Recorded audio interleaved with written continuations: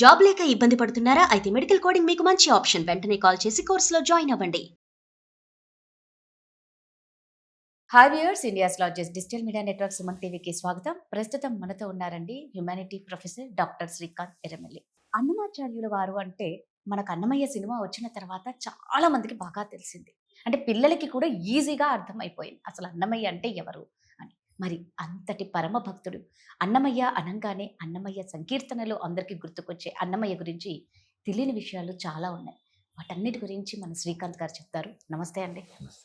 నిజంగా అన్నమయ్య ఆ పాటలు వింటేనే ఎక్కడికో వెళ్ళిపోతామండి. నిజంగా అంతటి కలియుగ దైవం వెంకటేశ్వర స్వామికి ప్రియమైన భక్తుడు అన్నమయ్య గారు. మరి వారి సంకీర్తనలు అన్న వారి భక్తి గురించి చాలా మందికి ఈ అన్నమయ్య సినిమా ద్వారా తెలిసిందని అనుకోవాలి. కానీ మీరు అన్నారు ఇంకా బోల్డ్ అన్ని ఉన్నాయండి, అసలు ఇంకా ముందు ముందు చాలా తెలియనివి చాలా ఉన్నాయన్నారు.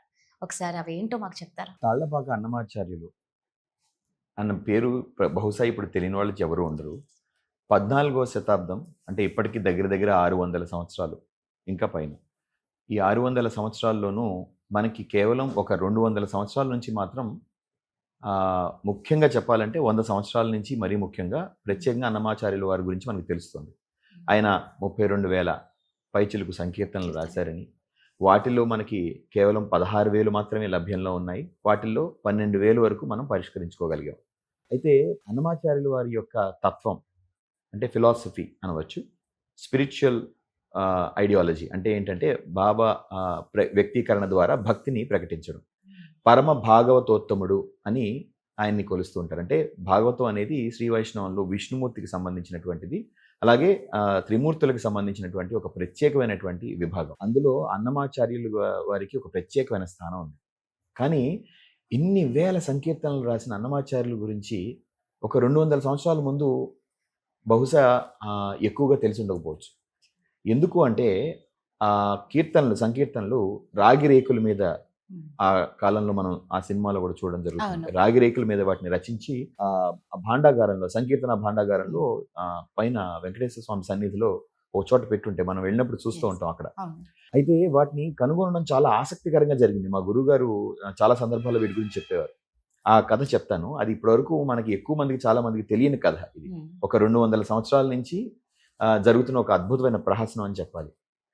దానికన్నా ముందు ఒక ఆసక్తికరమైన విషయం ఏంటంటే, సంకీర్తనలు అనే సాంప్రదాయం ద్వారా అంటే చాలా సులువైనటువంటి తెలుగులో అందరికీ అర్థమయ్యేటువంటి విధంగా ఎటువంటి కాంప్లెక్స్ అంటే చాలా లోతైనటువంటి భక్తి, వైరాగ్యము, తత్వము, జ్ఞానము, ఆరోగ్యము, మానసికము, విశ్వము అంటే కాస్మోస్ గురించినట్టు quantum mechanics and quantum physics గురించి కూడా ఉన్నాయండి. మేము ఇటీవల కొంతమంది ప్రొఫెసర్స్తో మాట్లాడుతుంటే వాళ్ళు చెప్తూ ఉంటారు, ఒక్క వ్యక్తి మీద ఇన్ని 100లకు పైగా రీసెర్చ్లు ఇంకా జరుగుతున్నాయి. ఇప్పుడు లింగ్విస్టిక్ ఏరియాలో, ఫిలాసఫీ ఏరియాలో కేవలం అన్నమయ్య మీద జరుగుతున్నాయంటే ఆయన ఎంత లోతైనటువంటి తాత్వికుడో అర్థమవుతుంది. అందుకనే ఆయన పరమ భాగవతోత్తముడయ్యారు. గొప్పతనం ఏంటంటే ఇలాంటివన్నీ కూడా చాలా సున్నితమైన, చాలా సులువైనటువంటి విధానంలో, పదాల్లో చెప్తారు. అందుకే ఆయన్ని పద కవిత పితామహుడు అని కూడా అంటారు. అయితే అంత గొప్ప వ్యక్తి గురించి మనకి గమ్మత్తుగా ఏంటంటే కొన్ని కీర్తనలు మాత్రం మిగిలిపోయాయి. పబ్లిక్ మెమరీ అంటాం, అంటే ప్రజల్లో అమ్మలు, నాయనమ్మలు, అమ్మమ్మల రూపంలో. మిమ్మల్ని అడిగితే మీరే చెప్పేస్తారు వెంటనే. అన్నమాచార్యులు వారు 1408వ సంవత్సరం నుంచి 1503వ సంవత్సరం మధ్య కాలంలో జీవించి ఉన్నారు. తాళ్లపాకలో వారి స్వగ్రామం. అక్కడి నుంచి తిరుమలలో, తిరుపతిలో ఎన్నో అద్భుతమైన కీర్తనలు, అలాగే నరసింహస్వామి, అహోబిలం నరసింహస్వామి మీద కూడా ఎన్నో వచనాలు అవి చెప్పడం జరిగింది ఆయన. ముఖ్యంగా శ్రీ వెంకటేశ్వరుడు మీద ఆయన రాసినవి లెజెండరీ, మన అందరికీ తెలిసిన విషయాలు. దాదాపుగా దేవుణ్ణి, ఆ పరమైక తత్వాన్ని చూడగలడం ఆయన ఒక్కరికి సాధ్యం అని చెప్పచ్చు. అయితే కొంతమంది ఫైర్ యాక్సిడెంట్ అవ్వడం వల్ల కొన్ని మిస్ అయిపోయాయి. తర్వాత వాటిని రాగిరేకుల మీద వాళ్ళ అన్నమయ్య చరిత్ర మనకి ఎలా తెలుస్తుందంటే, ముఖ్యంగా వాళ్ళ అబ్బాయి తాళ్లపాక పెద్ద తిరుమలాచార్యులు అంటారు ఆయన ద్వారా. ఆ తర్వాత వాళ్ళ అబ్బాయి అంటే అన్నమాచార్యులు వారి మనవడు చిన్న తిరుమలాచార్యులు, తాళ్లపాక చిన్న తిరుమలాచార్యులు లేదా తాళ్లపాక చిన్నయ్య అని కూడా పిలుస్తారు ఆయన. వీళ్ళ ద్వారా మాత్రమే మనకి అన్నమయ్య చరిత్ర తెలుస్తుంది, మనం చూసేటువంటి చరిత్ర. అయితే ఆ తర్వాత మరి ఏం జరిగిందో అనేక కారణాల వల్ల అన్నమయ్య యొక్క తత్వము ఆ 32,000 కీర్తనల్లో మనకి లభ్యమైన కీర్తనలు మాయమైపోయాయి, విలుప్తమైపోయి కాలగర్భంలో కలిసిపోయాయి. అయితే అలా కలిసిపోయినప్పుడు కూడా అన్నమయ్య కీర్తనలు పబ్లిక్ మెమరీలో, అంటే గొప్ప వ్యక్తులు అదే తత్వం మనుషుల్లో మస్తిష్కంలో మైండ్లో అలా ఉండిపోతారు. చాలా మంది రీసెర్చ్ చెప్పేది ఏంటంటే ట్రావెన్కోర్ రాజుల ఆస్థానంలో అంటే ఇప్పుడు కర్ణాటక ఆ ప్రదేశంలో తంజావూరుకి చెందినటువంటి మన గొప్ప వాగ్గేయకారుడు, the great musician, saint poet Tyagaraja Swami ఉన్నారు. ఆయన సంగీతాన్ని ఒక మేళకర్త రాగాలను తీసుకొచ్చి ఒక క్రమబద్ధీకరణ చేశారు. అలా చేసినప్పుడు ఆయన పాడినటువంటి కొన్ని 2-3 కీర్తనల్లో 2 కీర్తనలు చాలా ఫేమస్ అనమాట. అందరూ అమ్మమ్మలు, నాయనమ్మలు వీళ్ళందరూ అడిగి మరీ వింటూ ఉండేవారు. ఆయన రాజస్థానంలో పాడుతూ ఇలాగా కచేరీలు అవి జరుగుతున్నప్పుడు వినేవారు 2 కీర్తనలు. అవి ఎవరివి అని అడిగితే ఇలాగ అన్నమాచార్యులు అని ఉన్నారు, వాళ్ళ అబ్బాయి పెద్ద తిరుమలాచార్యులు, చిన్న తిరుమలాచార్యులు చెప్పిన కీర్తనలు, మరి ఎవరు రాశారో తెలియదు కానీ వాళ్ళిద్దరిలో తెలిసిన కీర్తనలు అని చెప్పారు. ఓహో, అయితే ఒక ఆయన ఇలాగ 2 కీర్తనలు ఏవో రాశారన్నమాట అనుకున్నారు అప్పట్లో. నేను చెప్పేది 18వ శతాబ్దం ఆ టైంలో, త్యాగరాజ స్వామి కాలంలో. సాక్షాత్తు త్యాగరాజ స్వామి కూడా ఈ కీర్తనల్ని వాళ్ళకి వినిపించి ఈ అద్భుతమైన కీర్తనలు చెప్పడం జరిగింది. దానికి తెలిసిన చరిత్ర ఇలా చెప్పేవారు. ఆ 2 కీర్తనలు మీకు కూడా తెలుస్తాయి, ప్రతి అమ్మకి తెలిసే కీర్తనలు. ఒకటి జోలపాట, ఇంకొకటి చంద్రుని చూపిస్తూ పిలిచే పాట. చెప్పగలరా?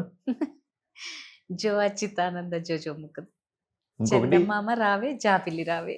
నిజంగా ప్రతి ఒక్క తల్లి తన బిడ్డ కోసం పాడే ప్రతి పాట కదా ఇది. అవునండి, ప్రతి అందుకనే ఒక్కరూ అలా పాడతారు. అందుకనే అలా మిగిలిపోయాయి నిజంగా మనసుల్లో. అండి. ఆ అమ్మల ద్వారా అవి ఉండడం వల్ల ఓహో అన్నమాచార్యులు వారు ఒక ఆయన ఉన్నారనమాట అని ఆ కాలంలో కూడా తెలిసింది. ఈ రోజు కూడా ఒకవేళ బహుశా ఆ రాగిరేగులు మనకు కనుక్కుని ఉండకపోతే ఈ అద్భుతమైన 2 కీర్తనలు మాత్రం మనతోనే ఉండేవి. చందమామ రావే జాబిల్లి రావే, జో అచ్యుతానంద జో జో ముకుంద.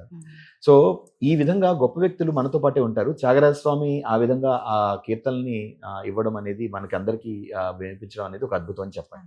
అయితే ఆ తర్వాత అన్నమాచార్యులు మనకి మనం చూసే ఈ 32,000 కీర్తనలు, ఈ చరిత్ర తెలియడం అనేది చాలా ఇంట్రెస్టింగ్ విషయం. అది మనం ఇంకా ఫర్దర్గా మాట్లాడదాం. షూర్, ఖచ్చితంగా అండి.